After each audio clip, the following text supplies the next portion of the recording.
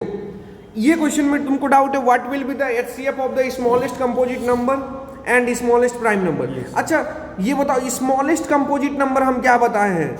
4। Smallest prime number क्या बताए हैं? 2। तो यानी सर हमको फाइंड आउट क्या करना है? HCF of 2 and 4। HCF of 2 और 4 क्या होगा? 2 होगा। Option number B. बात समझे सोई जी? कोई इसमें डाउट अब रहेगा? सर कैसे डाउट आ गया? कैसे डाउट? कोई बात नहीं, ठीक है, हो गया ये सॉल्व। चलिए ये क्वेश्चन देखते हैं। Which of the following number is an irrational number बोल रहा है।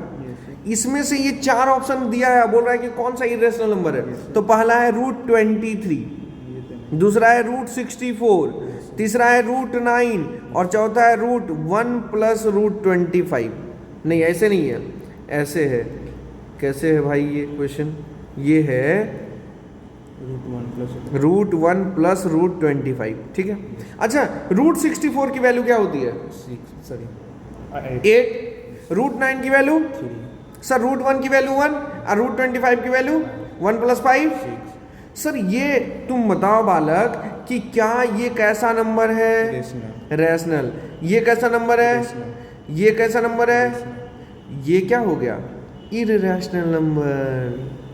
तो कौन सा ऑप्शन हो गया? Option A. बात समझ में आया क्या करना है? आइए सर ये वाला क्वेश्चन देखिए, क्या गिवन है? एचसीएफ ऑफ, देखो if the HCF of 65 and 117, HCF किसका गिवन है बालक? 65 का और 117 का कितना है? Is in the form 65m - 117। तो m का वैल्यू पूछा है। सर हमको कुछ नहीं आता है, ये क्या क्या दे दिया, इतना टफ नहीं समझ में आ रहा है, लेकिन हमको ये तो आता है कि 65 और 117 का एचसीएफ क्या होगा। तो सर हम फाइंड आउट करते हैं कि 65 और 117 का एचसीएफ क्या होगा। तो कैसे फाइंड आउट करेंगे? Prime factorisation. तो 65 इक्वल टू लिखेंगे 13 × 5 और 117 इक्वल टू लिखेंगे 13 × 3 स्क्वायर। तो एचसीएफ क्या हो गया? जो कॉमन 13। Very good. तो सर कॉमन था 13, तो एचसीएफ हो गया 13 इज इक्वल टू हो गया 65m - 117। अब सर ये इधर चला जाएगा, बन जाएगा कि नहीं? यहाँ प्लस हो जाएगा, इज इक्वल टू 65m। तो ये हो गया sir 130 is equal to 65m, यानी m की वैल्यू कितनी आ गई? इधर डिवाइड हो जाएगा 2। m की वैल्यू कितनी आ गई वाला? 2। ऑप्शन नंबर बी सही हो गया। कोई दिक्कत है तो बताओ। कोई भी दिक्कत है तो बताओ। नहीं पक्का? देखो ये वाला question, which of the following has a discontinuous decimal expansion. ठीक है सर, अभी देखते हैं। 23/50 पहला ये था, ठीक है। इसको सॉल्व करेंगे तो हम क्या करते हैं? 2 से मल्टीप्लाई कर देते हैं। अब तुम्हारे माइंड में आएगा क्यों किए? ताकि नीचे में ना 10 के पावर, हाँ 10 का पावर आ जाए। वेरी गुड, तब तो तुम समझते हो। 46/100 आ गया। इसका वैल्यू क्या होता है? 0.46। 2 जीरो था तो 2 डिजिट के पहले लगा दिए क्या? डेसिमल। ठीक है, अब इसको देखते हैं।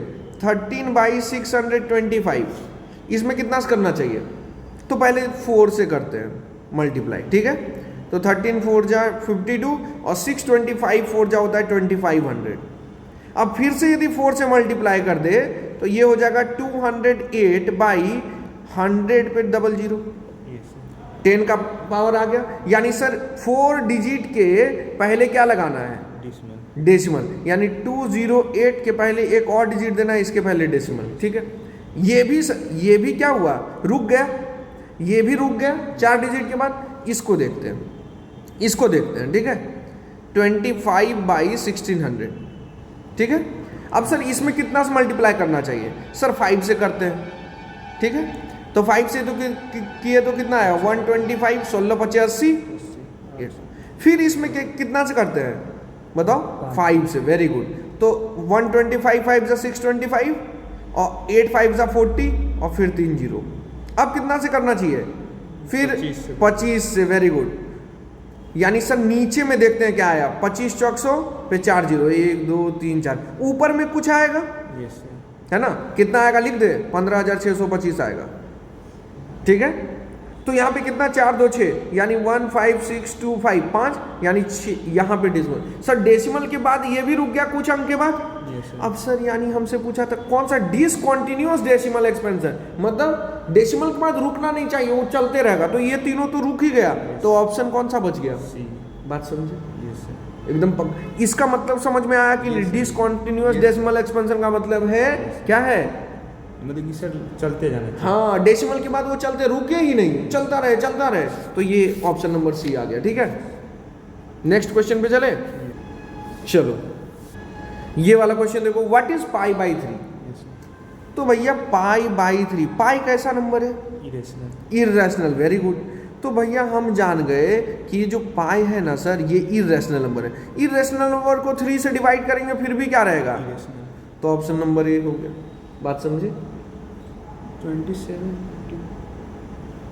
वो नहीं करना है, 22/7 नहीं लिखना है। पाई कैसा नंबर है? इरेशनल। तो इरेशनल नंबर को डिवाइड करेंगे किससे?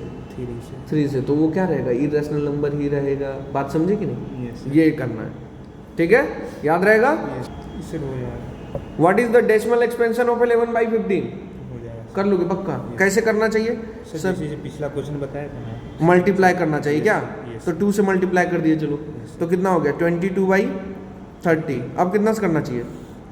अब सर नहीं करना चाहिए। अब ये क्या हो गया सर? ये हो गया 30 और ये हो गया 22, तो 0 पॉइंट। ठीक है, हमको क्या देखना है? क्वेश्चन क्या? डिस्टर्ब्ड, काम, बोथ, नन ऑफ दीज। देखो 0 पॉइंट, यहाँ पे 0 हो जाएगा। 37 जा 210, फिर 10 आ गया 0, 33 जा 90, फिर 10 आ गया 0, 33 जा 90, फिर 10 आ गया 0, 33 जा 90, फिर 10 आ गया 0, 33 जा 90। मतलब अब ये रिपीट होता जा रहा है क्या? इसका मतलब ये होता है कि sir this is approximately equal to 0.7। 3 बार बार आ रहा है तो 3 के ऊपर बार लगा दिए। तो क्या बोल रहा है? ये कैसा है? What is the decimal expansion? तो ये तो है सर रिपीटिंग है, रिपीट कर रहा है ना, यानी ये सर एक रैशनल नंबर है। ये कैसा है? रिपीटिंग डेसिमल नंबर को क्या बोलते हैं बालक? Rational number. और इसी को बोलते हैं डिस्टर्ब्ड। डिस्टर्ब है किससे? ये 7 इसको डिस्टर्ब कर रहा है क्या? नहीं, ये 3 इसको डिस्टर्ब कर रहा है। यदि यहाँ पे कोई दूसरा अंक आता तो हो सकता था कि डिस्टर्ब ना हो, मतलब ये रुक जाता। डिस्टर्ब का मतलब ये चलता रहेगा चलता रहेगा चलता रहेगा। समझे कि नहीं बात? देखो ये वाला question, who among the following has the 10th expansion in peace? तो हमको क्या करना है? डिवाइड करना है सबको। क्या करना है? डिवाइड। तो सर डिवाइड करना हम लोग जानते हैं, तो डिवाइड करते हैं। तो आंसर दिया हुआ है डी, तो चलो डिवीजन हम लोग जानते हैं, तो इसी से स्टार्ट करते हैं। ठीक है, तो 0 पॉइंट लगाएंगे तो यहाँ 0 लिखेंगे। 8 3 जा, फिर 6 0 आ जाएगा, फिर 8 7 जा, फिर 4 0, 8 5 जा,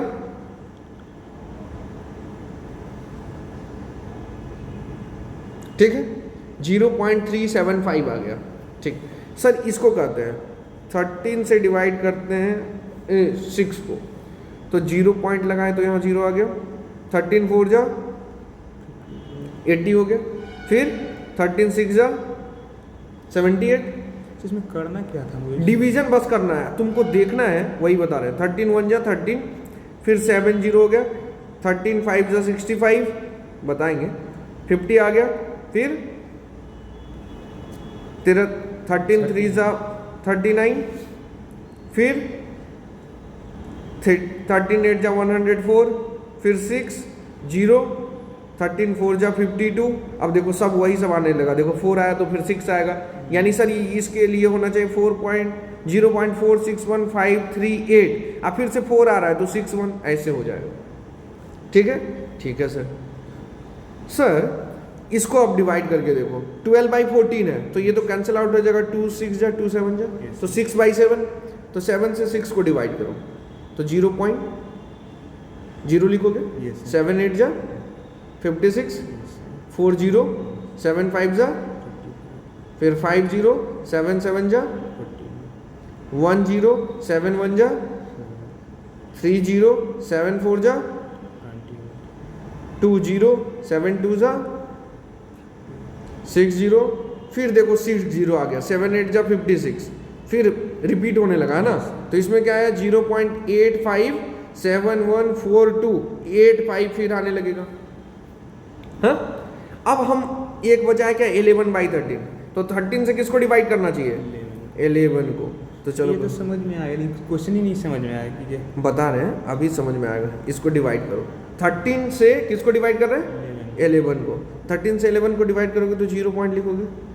13 7 जा 13 7 जा नहीं 13 8 जा लगेगा ना, 13 8 जा 104, फिर 6 0 आ गया, 13 4 जा 52, 8 0 आ गया, 13 6 जा 78, 2 0 आ गया, 13 1 जा 13, 7 0 आ गया, 13 5 जा 65, 5 0 आ गया, 13 3 जा 39, 11 0 आ गया, 13 8 जा 104। देखो रिपीट होने लगा, यानी सर 0.84615384 फिर ऐसे ही आएगा। अब देखो क्वेश्चन क्या पूछा था, who among the following has the 10th expansion in peace. बोल रहा है कि इसमें से जब हम एक्सपेंड करते हैं तो कौन सा रुक जाता है। पीस का मतलब होता है कि रुक गया, पीस का मतलब क्या हुआ रुक गया, आगे नहीं बढ़ रहा है। तो सर हम देख रहे हैं सर ये तो आगे बढ़ रहा है क्योंकि बार बार लगा हुआ है तो बार बार बढ़ता रहेगा। सर यहाँ बार लगा हुआ ये बार बार बढ़ता रहेगा, यहाँ बार लगा हुआ बार बार बढ़ता रहेगा। सर यही रुक गया, पीस, इसको शांति मिल गई, इसको परमात्मा से भेंट हो गया है। बात समझे कि नहीं। तो ऑप्शन नंबर डी। तो पीस का मतलब समझ में आया वाला, हाँ ये सब जो रुक जाए। हाँ, बात समझ गए ना पूरा। डिस्टर्ब का मतलब क्या है, ये सब डिस्टर्ब्ड है, इन लोग को पीस नहीं मिला है, समझे कि नहीं। देखिए what is the irrational number between 2 and 2.5 के बीच में एक इरेशनल नंबर लिखना है, ठीक है। हमको ये सब नंबर दिया गया है, ठीक है सर। तो √5 की वैल्यू हम जानते हैं कितना होना चाहिए 2 पॉइंट कुछ होना चाहिए, 2 से बड़ा होगा। लेकिन हम देख रहे हैं कि यार √4 की वैल्यू कितनी होती है, √4 की वैल्यू 2 होती है, और √9 की वैल्यू कितनी होती है ना। ठीक है सर। सर इन दोनों के बीच में क्या आता है 13/2, यानी सर √6.5 की वैल्यू कहीं ना कहीं 2.5 के लगभग होगी। कैसे सर, देखो ध्यान से समझना, किसकी वैल्यू होती है वो अभी हम बता देंगे। 625 का रूट क्या होता है 25, तो 6.25 क्या क्या क्या होगा 2.5। अब देखो 2 और 2.5 के बीच में बोला था, यानी सर √4 से √6.25 के बीच में बोला गया, हाँ। तो हमको क्या मिल गया √4 और √6.25 के बीच में कौन सा नंबर है 5, यानी ऑप्शन सी सही हो गया। लेकिन सर ये एग्जाम में कैसे ये सोचेंगे, तो तुमको कुछ नहीं करना है, इसका स्क्वायर करना, 2 का स्क्वायर 4 होता है, 2.5 का स्क्वायर 25 का स्क्वायर 625, एक डेसिमल के पहले था 2 डेसिमल के पहले, तो हमको रूट लगा दिए, दोनों के बीच में देखना है कि कौन सा नंबर है। ऑप्शन सी समझ में आया। यस ठीक, आगे बढ़े। चलिए भाई देखिए, if x + 1 is a multiple of n+1, क्या बोल रहा है कि x + 1 किसका मल्टीपल है, n+1 तो इसको बनाने से पहले समझो 6 इज अ मल्टीपल ऑफ 2, तभी तो 2 × 3 लिख देते हैं, 6 हो जाता है। यानी सर n+1 इंटू कुछ लिखेंगे k, तो x + 1 मिलेगा। तो बोल रहा है कि n की वैल्यू क्या होना चाहिए, देन n मस्ट बी, ठीक है, x + 1 is a multiple of n+1। x के बारे में कुछ बोला है क्या,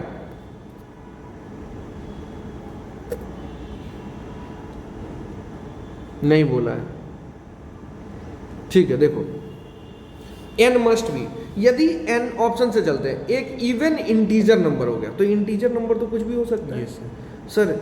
-1 भी नहीं, इवन इंटीजर बोला है। इवन इंटीजर का मतलब है क्या 0, इवन इंटीजर है, तो इससे कोई फायदा नहीं होगा। इवन किधर बोला, देखो इवन इंटीजर नंबर सर, यदि n की वैल्यू -2 ले ले, तो -2 + 1 -1, तो -1 का मल्टीपल इसको होने के लिए क्या होना पड़ेगा, x का वैल्यू ये कैसा नंबर है ये पहले सोचो। ये या तो इवन नंबर हो सकता है x+1, यस सर। या तो ऑड। ऑड नंबर हो सकता है, ठीक है, x पे डिपेंड करता है। n+1 का है, यदि इवन नंबर होगा तो यहाँ पे 2 आना चाहिए, यस सर। ठीक है। तो 2 होने के लिए इसको n को होना पड़ेगा ऑड, क्योंकि तभी ना ऑड +1 हो जाएगा इवन, Yes. जैसे 3+1 4, यस। ठीक है। तो ये होना चाहिए ऑड। तो ऑड वाला देखो तो ऑप्शन है क्या, इवन है, पॉजिटिव इंटीजर है, ऑड इंटीजर, निगेटिव इंटीजर। सी सर, हाँ सी। लेकिन सर ये तो इवन वाले के लिए ऑड होना चाहिए। यदि ये नंबर ऑड हो गया तो ये ऑड हुआ, यानी सर ये ऑड हुआ तो ये क्या होना चाहिए, नहीं। जैसे 3 को 3 एक नंबर ऑड है, Yes. तो इसको कौन डिवाइड कर सकता है, 1 3। Yes. 5 एक नंबर ऑड है, इसको कौन डिवाइड कर सकता है, 1 और 5। Yes. लेकिन सर 15 भी तो ऑड नंबर है, तो इसको एक ऑड नंबर ही डिवाइड करेगा, करेक्ट। Yes sir. यानी सर ऑड नंबर ही, यदि ये ऑड नंबर हुआ तो इसको एक ऑड नंबर डिवाइड करेगा। और ऑड नंबर होने के लिए 1 क्या है, 1 किसी में ऐड होता है तो ऑड बना देता है, तो n को होना पड़ेगा इवन, तभी ना 2+1 यदि 3 हुआ तो 3 हो सकता है, डिवाइड कर दे ऑड नंबर को, यहाँ पे जो भी हो, ठीक है। तो अब देखो ऑड इंटीजर, तो सर ये भी हो सकता है। अब अपने पास दो चीजें, एक ऑड, n की वैल्यू ऑड भी हो सकती है और n की वैल्यू इवन हो सकती है, ठीक है। इवन वाला है क्या, यस सर है, ये है, और सर ये, यानी a और c में से कोई भी हो सकता है। लेकिन हम कैसे डिसाइड करेंगे कि ऑप्शन a होगा कि c होगा, ठीक है। तो देखो कैसे डिसाइड करेंगे, ध्यान से समझना, ये अच्छा क्वेश्चन है। सर यदि यहाँ पे x+1 3 हो गया, x+1 3 हो गया, तो यानी n+1 क्या होना चाहिए, इवन होना चाहिए। तो n की वैल्यू होनी चाहिए 2। लेकिन यदि सर -2 हो गई तो सर वो भी तो इवन ही है ना, इंटीजर। इवन इंटीजर ये, Yes. ठीक है। तो -2 + 1 कितना हो गया, -1 हो गया, यस सर। ठीक है ना। देखो इसमें ना क्लैरिटी नहीं है इस क्वेश्चन में, तो इस क्वेश्चन का आंसर ए और सी में से कोई भी हो सकता है, ठीक है। इस क्वेश्चन को पूछने के लिए यदि क्लैरिटी ऑप्शन सी ही यदि होना चाहिए, यदि हम बोले कि नहीं आंसर यदि गिवन है और हम बोले कि ऑप्शन सी ही होना चाहिए, तो ये वाला केस नहीं कंसीडर करना है। लेकिन इन जनरल हम लोग इसको भी कंसीडर करेंगे और इसको कंसीडर करेंगे, तो ये भी ऑप्शन पॉसिबल है, ठीक है। तो क्वेश्चन क्लियर नहीं है, ठीक है। हाँ बोलो। मानेंगे, ये मानेंगे, ये भी मानेंगे, यदि आंसर नहीं पता है तो। आंसर नहीं पता, इस केस में ए सी दोनों में आपको नंबर मिलना चाहिए। यदि हम कॉपी चेक करेंगे तो ए सी दोनों में नंबर देंगे, ठीक है। देखो ये वाला क्वेश्चन देखो, the smallest perfect square number which is completely divisible by 16, 20 and 24।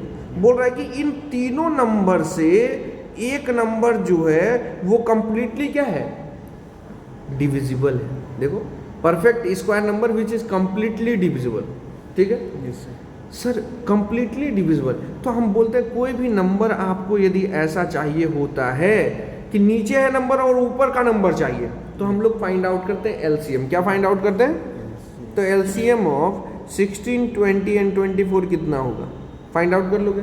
कैसे सर, प्राइम फैक्टराइजेशन 2 का पावर 4 लिख दिया, 20 इक्वल टू 2 का पावर 2 इंटू 5 का पावर 1, 24 इज इक्वल टू 2 का पावर 3 इंटू 3, 8 3 जा 24 होता है। एलसीएम क्या आ गया सर, 2 का पावर मैक्सिमम क्या मिला 4, फिर 3 और इंटू 5 कितना हो गया सर, ये हो गया 16 इंटू 3 इंटू 5, 240 आ गया। लेकिन बोल रहा है परफेक्ट स्क्वायर नंबर चाहिए, तो अभी मल्टीप्लाई नहीं करेंगे, अभी क्या मल्टीप्लाई नहीं करेंगे। सर ये परफेक्ट स्क्वायर है क्या, 16 परफेक्ट स्क्वायर है, यस सर। 4 का स्क्वायर लिख सकते हैं, 3 परफेक्ट स्क्वायर नहीं है ना, हाँ। तो सर इसका आया है 240। अब 240 का मल्टीपल देखेंगे कि ऑप्शन जो है 240 का मल्टीपल देखेंगे कि कौन सा परफेक्ट स्क्वायर है, तो कैसे करना चाहिए मतलब कि 1 से 2 से इंटू करते सर, 1 से 2 से मतलब इंटू करते हैं नहीं सर, परफेक्ट स्क्वायर होने के लिए परफेक्ट स्क्वायर होने के लिए क्या होना चाहिए सर? यहाँ पे 1 3 यदि और आ जाता और इसमें 1 5 और आ जाता तो ये परफेक्ट स्क्वायर बन जाता और ये भी परफेक्ट स्क्वायर बन जाता। हाँ यस सर। तो सर अब मल्टीप्लाई करके देखो तो क्या आ रहा है? 16 इंटू 9 इंटू 25। ये नंबर भी इन तीनों से डिविजिबल होगा। यस सर, क्योंकि ये इससे डिविजिबल है और हम इसमें मल्टीप्लाई कर दिए 3 और 5 तो अभी भी डिविजिबल होगा। अब जब इसको मल्टीप्लाई करोगे तो कितना होगा? ये हो जाएगा 3600। Option A. बात समझे कैसे देखना है तुमको? परफेक्ट स्क्वायर नंबर पहले आप एलसीएम को लिख लीजिए, ठीक है? लिख लिए सर। उसके बाद देखो कि कौन सा इम्परफेक्ट है, मतलब परफेक्ट स्क्वायर नहीं है तो 3 नहीं था तो इसमें एक और 3 लिख देंगे तो आ जाएगा। सर 5 में एक और 5 लिख देंगे तो आ जाएगा। अब ये मल्टीप्लाई हो गया, आ गया कितना? 3600। बात समझे? सबसे इंपॉर्टेंट क्या है? जब भी नीचे से ऊपर का नंबर चाहिए तो क्या फाइंड आउट करेंगे? एलसीएम। देखो 67, एलसीएम ऑफ 2 नंबर इज, बोल रहा है एलसीएम इज का मतलब इक्वल टू 14 टाइम्स का मतलब 14 इंटू देयर एचसीएफ। एचसीएफ का मतलब एचसीएफ लिखिए। The sum of LCM and HCF, LCM plus HCF given है कितना? 600। ठीक है, तो सर एलसीएम की जगह 14 इंटू एचसीएफ लिख सकते हैं। Yes. Plus HCF is equal to 600 हो गया। तो 14 प्लस 1 कितना होता है? 15। एचसीएफ की वैल्यू कितनी आ गई? 600। यानी एचसीएफ की वैल्यू क्या आ गया? 600 बाई 15 यानी होता है 40। डिवाइड करोगे तो एचसीएफ आ गया। तो एलसीएम की वैल्यू आ गई। एलसीएम इक्वल टू क्या करेंगे? देखो 14 इंटू एचसीएफ, 14 इंटू एचसीएफ की वैल्यू कितनी है? 40 यानी 560 आ गया, है ना? एलसीएम का भी वैल्यू आ गया सर, एचसीएफ का भी वैल्यू आ गया। अब ध्यान से देखो बालक, 1 नंबर इज 280, एक नंबर गिवन है 280, तो दूसरा नंबर क्या होगा? तो हम जानते हैं एक relation, LCM into HCF is equal to 1 number into second number. तो 1 नंबर क्या है? 280 और सेकेंड नंबर क्या है? x मान लेते हैं। एलसीएम की वैल्यू क्या है? 560 और एचसीएफ का 540 और 280 इधर मल्टीप्लाई में था तो इधर क्या हो जाएगा? तो 282 जा 42 जा कितना होता है? 80। आ गया x का वैल्यू 80। सेकंड नंबर पता चला क्या आ गया? 80। देखो समझे कि नहीं? आंसर। तो ये बहुत इंपॉर्टेंट रिलेशन है। कौन सा? ये वाला, ठीक है? एलसीएम इंटू एचसीएफ बराबर होता है product of the number, first number into second number. याद रखना। देखो ये वाला question, what will be the HCF of, देखो ये जो नंबर ये है x का पावर 4 इंटू वाई और ये 12 इंटू एक्स इंटू वाई, ठीक है? इसका क्या चाहिए? एचसीएफ चाहिए, ठीक है? एचसीएफ यदि चाहिए बालक तो तुमको क्या करना है सर? ये लिखना है 6 इंटू एक्स का पावर 4 इंटू वाई और ये है 12 इंटू एक्स इंटू वाई। अब एचसीएफ बताओ, 6 और 12 का एचसीएफ क्या होता है? 6 होगा। 6 इसको भी डिवाइड करेगा, इसको भी, इंटू एक्स का पावर, यहाँ 1 है यहाँ 4 है तो दोनों में मिनिमम कौन है? 1 लिख देंगे। यहाँ y का पावर 1, यहाँ पे y का पावर, तो मिनिमम क्या? y का पावर 1। तो कितना आ गया एचसीएफ? एचसीएफ यही तो बताए हैं, समझे कि नहीं बात? तो इसी के साथ होता है रियल नंबर का सारा ऑब्जेक्टिव क्वेश्चन का डिस्कशन ओवर। Thank you.